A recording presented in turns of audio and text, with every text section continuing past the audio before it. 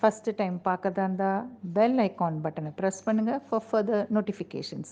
உங்கள் ஃப்ரெண்ட்ஸ் கிட்டக்கெல்லாம் சொல்லி இந்த சேனலை லைக், ஷேர் அண்ட் சப்ஸ்கிரைப் பண்ண சொல்லுங்கள்.